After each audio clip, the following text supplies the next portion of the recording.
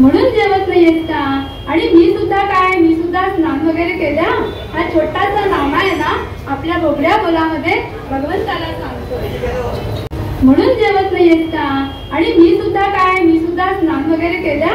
हा छोटासा नामा आहे ना ठेवलाय आणि सांगतोय देवाला.